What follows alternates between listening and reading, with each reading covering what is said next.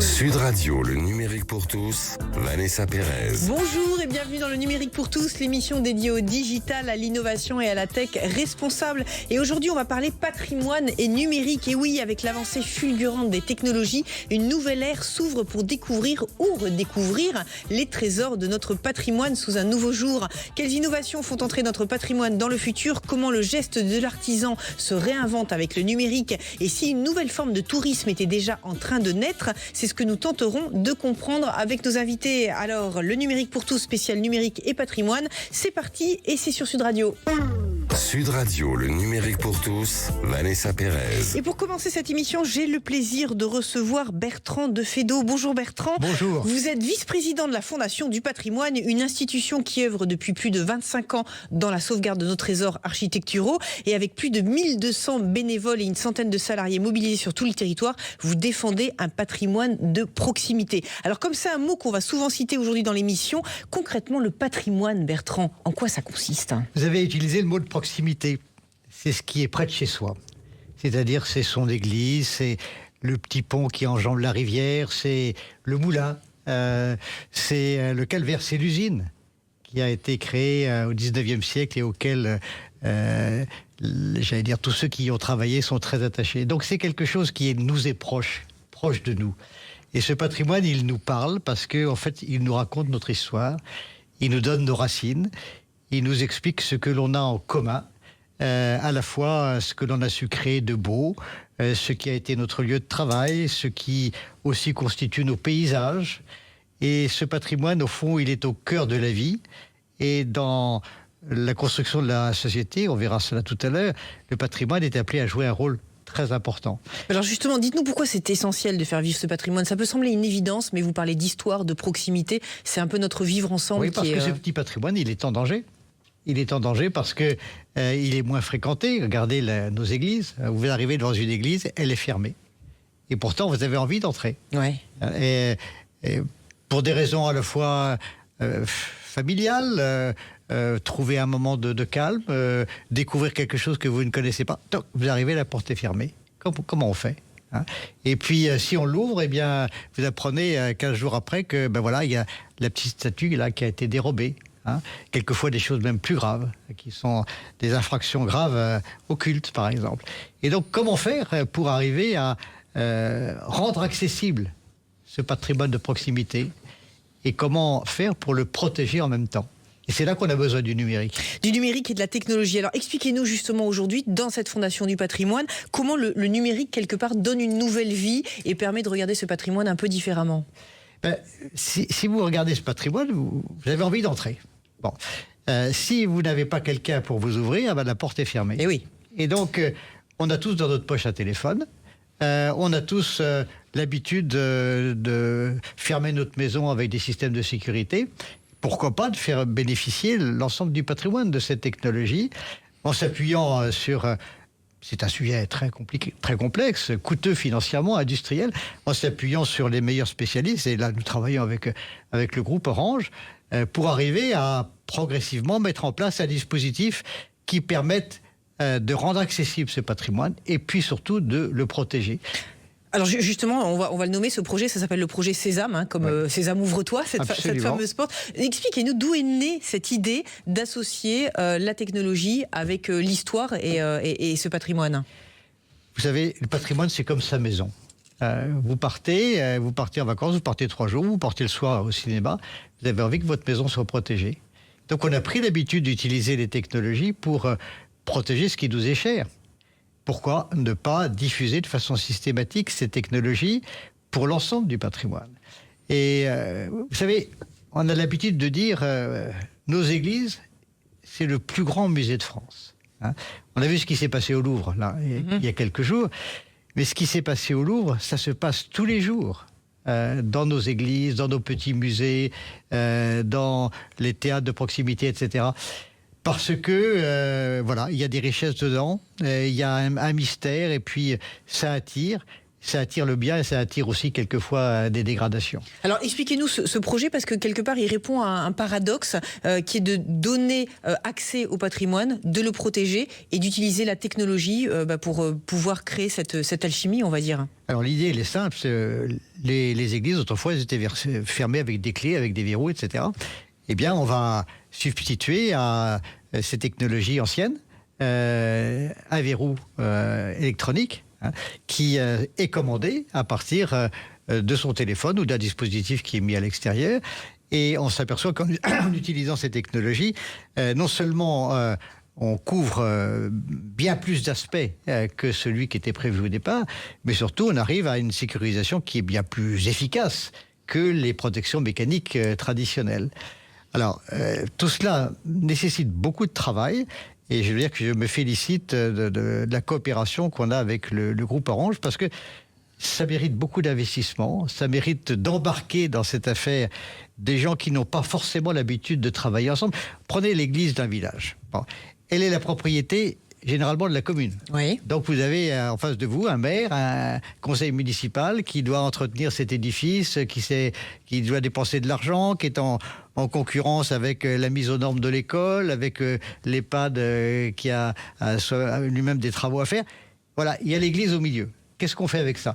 D'un autre côté, vous avez le curé qui est affectataire de l'église et qui a, en application de la loi de 1905, responsabilité de l'ouverture, de la fermeture, etc. C'est lui le responsable. Et puis vous avez une communauté qui est, ça dépend des lieux, quelquefois plus âgés ou plus jeunes, avec des gens qui veulent faire des activités, et si on faisait un concert, etc.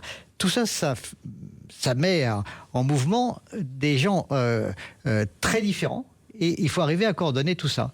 Et donc la Fondation du patrimoine a réussi à coordonner, on va dire, tous ces avec profils. le projet Sésame, d'abord, ces édifices, il faut qu'ils puissent être accessibles, il faut qu'ils puissent être ouverts. Sésame, vous avez dit tout à l'heure, Sésame, ouvre-toi. Oui. Voilà. C'est une belle image, on a tous les contes des mille et une nuits dans la tête. Hein. Ça fait partie du rêve, il faut que ça puisse s'ouvrir. Et pour que ça puisse s'ouvrir dans la sécurité, il faut à la fois travailler les questions d'accessibilité et les questions de sécurité. Et ce qui est intéressant dans ces dispositifs électroniques, magnétiques, etc., c'est qu'on peut aborder les deux questions en même temps. C'est-à-dire que ouvrir, ça n'est pas accroître la sécurité. Ouvrir, c'est accroître la sécurité. C'est ça le paradoxe. Bon. Et donc, si on arrive avec les outils que l'on a aujourd'hui et qui sont accessibles à tout le monde et dont l'ergonomie est devenue facile parce qu'on a tous l'habitude de se servir de notre téléphone, etc. Si on arrive à ouvrir ces églises et en même temps à les sécuriser, eh bien tout le monde est gagnant. Donc ça veut dire, par exemple, le week-end prochain, je veux visiter une église dans un petit village que j'ai repéré. Je vais aller sur une plateforme avec mon téléphone. Là, je vais générer peut-être un QR code. Et quand je vais arriver dans l'église qui, a priori, aurait été fermée, je rapproche le QR code d'un petit signe qui est sur l'église. Et là, j'y ai accès. Oui, là, c'est tout à fait l'objectif, mais vous êtes un peu en avance. Je suis un peu en avance. Dites-nous concrètement, aujourd'hui, vous êtes en train de tester justement ce dispositif. À quel endroit? On a fait un test dans le département de Côte-d'Or, autour de Dijon, oui. Parce qu'on avait des bons contacts. D'abord, on a une très bonne équipe au niveau de la Fondation du patrimoine, avec des gens qui sont très engagés, des gens de très haut niveau qui ont passé leur carrière professionnelle à travailler dans ce secteur-là. Jean-Paul Cotet qui est là, qui mettent à la fois leur savoir-faire et leur passion du patrimoine au service des autres et du patrimoine. Et donc, dans ce département, on avait un bon contact avec l'évêque, on avait un bon contact avec un certain nombre de maires, et on s'est dit, voilà, on va faire une expérimentation. Et cette expérimentation, elle a été très positive. C'est-à-dire que moi, quand je suis allé sur le terrain, je n'ai vu que des gens contents. C'est-à-dire que le maire était content parce que son église était plus sécurisée. Le curé était content parce qu'il se dit, au fond, ce dispositif, non seulement ne crée pas de risque sur mon église, mais je pense qu'il est mieux contrôlé. Et puis les équipes de la pastorale qui s'occupent de ça étaient eux-mêmes très contents parce que dans cette première expérience, on a travaillé avec des clés numériques accessibles et bien cantonnées. Finalement, ça a mis de l'ordre. Et on savait qui faisait quoi. Et Bertrand, on a l'impression que c'est un peu une prouesse qui annonce l'avènement d'un nouveau type de tourisme. Est-ce que c'est un petit peu ça que ça... Oui, je crois que ce qui est important, vous voyez, On parle beaucoup du tourisme de masse. Oui. On vous dit, voilà, il y a 9 millions de gens qui visitent la Tour Eiffel. Il y a 11 ou 13 millions de gens qui visitent la cathédrale de Paris. Bon, c'est très bien, on n'est pas contre. Mais on s'aperçoit que au fond, ce qui est demandé, dans le désir qui monte, il y a ce désir d'un tourisme lent, d'un tourisme où on pénètre les choses. On préfère aller en famille, passer une journée à aller voir un endroit, même s'il n'est pas très connu, qui est cette petite chapelle qui est là-haut. Tiens, on va monter, on va aller pique-niquer là-haut, et puis on va découvrir quelque chose. On va découvrir, puis ça nous fera un souvenir. Si on peut y rentrer, passer un moment, écouter de la musique, pourquoi pas. Un tourisme totalement personnalisé. Vous citiez le tourisme de masse. Un tourisme plus intimiste, un tourisme qui, au fond, vous reprend de l'intérieur. Et on s'aperçoit, moi, j'ai des responsabilités au niveau du patrimoine européen. C'est pas vrai simplement en France. C'est vrai dans tous les pays. On rétablit des routes. Vous voyez, je me souviens, on a rétabli une route là récemment en Roumanie qui s'appelle la Transylvania. Et dans ce pays qui avait été complètement déchiré par la guerre, cette route qui est un peu comme un chemin de Compostelle, qui va de village en village, ça dure au moins 3 semaines. C'est redevenu le lien social. C'est-à-dire que on passe d'étape en étape, les villageois ont plaisir à accueillir ceux qui passent, et le patrimoine, s'il est ouvert, s'il est accessible, devient un élément véritablement de recréation des liens qui ont été perdus. Très important en ce moment. Merci beaucoup Bertrand de Fédot. Je rappelle que vous êtes vice-président de la Fondation du patrimoine et que vous portez justement ce projet Sésame en partenariat avec Orange pour rendre le patrimoine plus accessible à tous. Restez avec nous, on marque une courte pause et on se retrouve dans quelques instants dans le numérique pour tous pour découvrir comment nos artisans s'emparent du numérique. Sud Radio, le numérique pour tous, Vanessa Pérez. Et pour continuer cette émission spéciale numérique et patrimoine, nous avons le plaisir d'accueillir Anthony Laurent d'Overlap Factory, une start-up qui propose des expériences innovantes pour faire vivre notre patrimoine. Donc grâce à vous, en fait, on vit le patrimoine un petit peu à la Matrix. Expliquez-nous tout ça, Anthony. Bonjour, merci de me recevoir. Effectivement, j'aime beaucoup la comparaison avec Matrix. C'est vrai qu'on parle de cinéma et nous, c'est ce qu'on fait depuis 10 ans. En fait, on fait du cinéma sur le téléphone portable des visiteurs lors de leur visite d'un lieu, d'un site du patrimoine, d'un territoire, et on leur donne l'accès à des expériences immersives faites avec l'Overlap Reality. Donc, alors concrètement, on a parlé des églises avec Bertrand. Aujourd'hui, je viens voir une église, je viens voir un lavoir, un moulin. On va avoir une image qui va se superposer grâce au téléphone mobile. C'est exactement. Un peu ça ? Vous scannez un QR code qui est présent sur un support ou sur un fascicule de visite.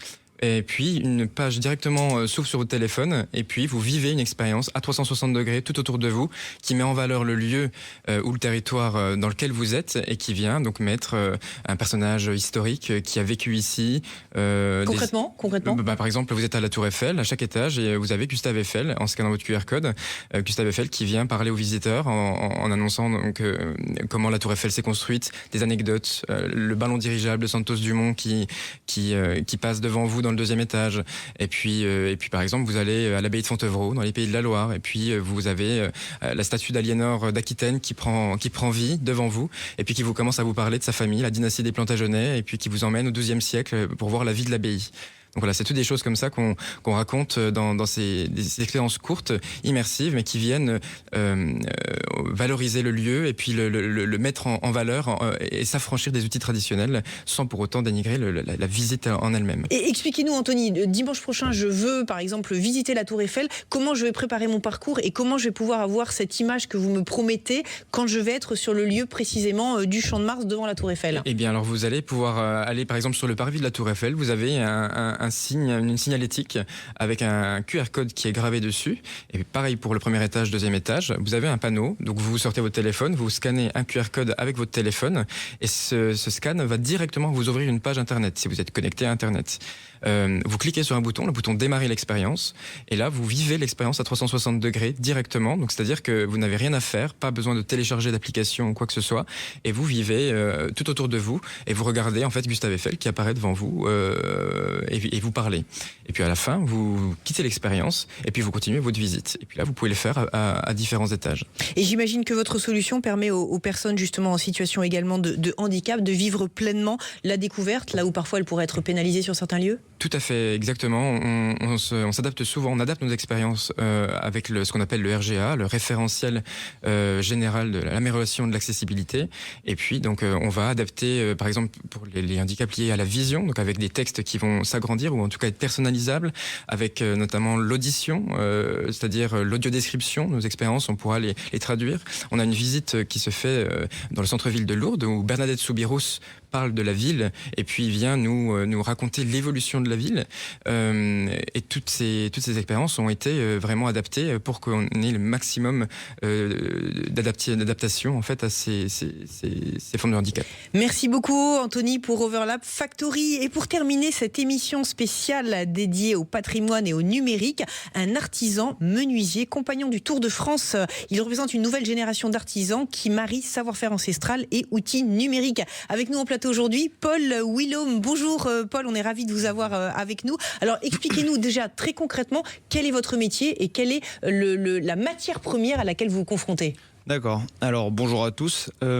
Effectivement, je suis menuisier et le menuisier, en soi, il travaille essentiellement le bois massif, mais maintenant tout un panel de dérivés de panneaux, puisque finalement le mobilier de notre époque est quasiment essentiellement fait de dérivés de panneaux, mélaminés, contreplaqués, et ce qui nous permet en fait d'adapter des formes un peu plus simples par rapport à à une envie du client aussi simpliste. On n'est plus forcément sur, on va dire, des meubles normands ou en tout cas des vaisseliers tout sculptés avec de la belle boiserie, mais plus justement sur la simplicité de panneaux rectangulaires ou de certaines formes, mais en tout cas vraiment qui permettent de minimaliser notre espace. Donc voilà, du coup le menuisier, lui, va fabriquer à l'heure actuelle tout ce qui est agencement intérieur et puis portes, fenêtres, parquet, enfin tout ce qui va toucher. Voilà. Pour en arriver là, c'est une véritable aventure humaine. Expliquez-nous comment on arrive justement à devenir compagnon aujourd'hui. Oui, je vais vous expliquer très simplement mon parcours, puisque finalement, c'est mon expérience qui fait que je suis là aujourd'hui. Alors, moi, je suis parti en apprentissage dans un centre de formation des compagnons du Tour de France à Saint-Thibault-les-Vignes à l'âge de 15 ans. Ouais. J'ai continué, j'ai fait mon apprentissage qui a duré 4 ans là-bas pour un CAP et un brevet professionnel. Et ensuite, je me sentais pas forcément l'envie de travailler directement dans une entreprise, donc je suis parti sur le Tour de France. Car vu que j'étais dans un centre de formation, géré par des compagnons, j'ai eu la possibilité d'avoir entre guillemets une bonne formation de base et puis en fait une entrée directe sur le Tour de France. Donc du coup, le Tour de France, c'est un voyage, on va dire, initiatique de notre métier qui nous apprend le travail, le savoir-faire et aussi à devenir un être humain doté de capacités en fait d'adaptation.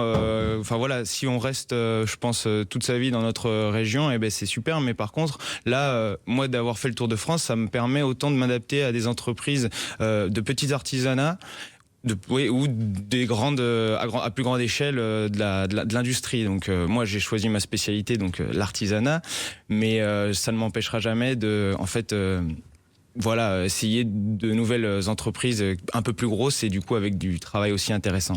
Donc ce Tour de France, pour continuer, il a duré 7 ans. À la fin de ma 5e année, j'ai fabriqué ma maquette de réception qui, pour que tout le monde visualise, était un projet d'une porte cintrée qui représente celle du Hobbit dans Le Seigneur des Anneaux, je ne sais pas si vous voyez. Donc un travail un tout petit peu plus compliqué que de la faire rectangulaire, puisque finalement j'ai aussi fabriqué la boiserie pour ornementer la porte.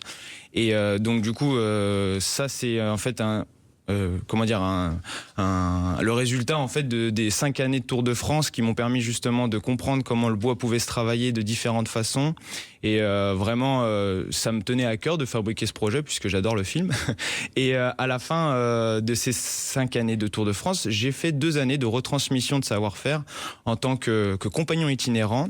Et pour finir ma dernière année en tant que formateur dans ce même centre de formation où j'ai commencé justement mon apprentissage à Saint-Thibault-les-Vignes dans le 77. Alors Expliquez-nous, le numérique rentre aujourd'hui dans le geste, on va dire, qui permet de tailler le bois. Expliquez-nous sur un projet très concret comment il réinvente ce geste et comment vous arrivez à trouver cette harmonie justement qui permet de revisiter un petit peu le matériau que vous travaillez. Entre l'ancien et le nouveau. Effectivement, du coup, pendant ces années Tour de France, j'ai appris à utiliser et à maîtriser le numérique parce que du coup, de base, on démarre l'apprentissage en ne connaissant rien et en fait, on nous fait apprendre le tracé technologique et comment dire...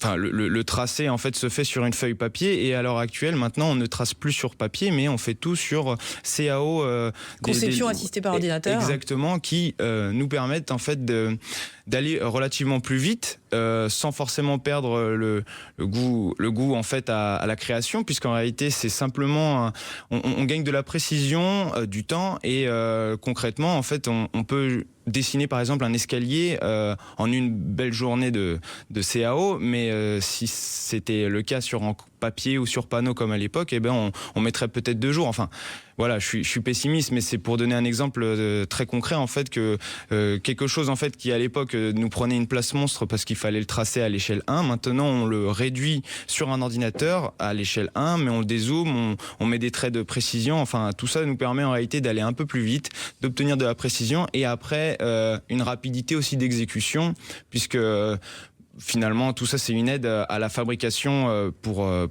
la suite. Si vous vous projetez dans quelques années, dans 10 ans ou dans 20 ans peut-être, le menuisier du futur, est-ce qu'il continuera à travailler le bois justement, à se confronter à la matière, ou alors ce seront des robots qui vont le faire à sa place? Je pense que non. Je pense qu'on pourra jamais remplacer le menuisier artisan au travail manuel. Je pense plutôt qu'on sera aidé, comme on l'est à l'heure actuelle, d'une autre manière, mais qu'on ne pourra pas forcément retirer ça du menuisier ou de l'artisan en général, parce que finalement, ce qui fait sa beauté, c'est encore le fait qu'on utilise nos mains pour faire de la fabrication concrète, et donc du coup, ce sera juste en tout cas une rapidité d'exécution ou une précision un peu plus accrue en fait sur nos projets qui nous permettront en fait d'arriver au triomphe. Et à donner vie justement à cette vision que vous avez dans la tête du geste et de la matière qui est transfigurée grâce à votre talent, c'est ça? Ouais, comment dire, moi pour donner un exemple très concret, j'ai fabriqué un escalier, un de mes derniers projets, où en fait je le pensais et à la réalisation j'avais très peu de temps, donc du coup en fait tout ça mis bout à bout, j'ai utilisé AutoCAD pour le dessiner assez rapidement, puis après grâce à ce logiciel j'ai réussi à l'imbriquer dans une de mes machines numériques qui m'a permis en fait de fabriquer et de monter en fait ce qu'on appelle le limon, la pièce maîtresse qui permet de mettre l'escalier en élévation, mais vraiment d'une manière plus rapide, où j'ai en fait fait un travail, enfin 3 travails en un grâce à ma machine numérique. Donc du coup ça n'a pas dénaturé en fait ça n'a pas dénaturé mon travail manuel, puisqu'à la fin j'en avais quand même besoin en fait de travailler manuellement. Donc voilà. Merci beaucoup Paul William, je rappelle que vous êtes artisan menuisier, compagnon du Tour de France. Le numérique pour tous, c'est fini pour aujourd'hui, et pour prolonger la discussion, on se retrouve sur vos réseaux sociaux préférés et ceux de nos invités. Il est temps pour moi de vous souhaiter une excellente fin de week-end et de vous dire à la semaine prochaine.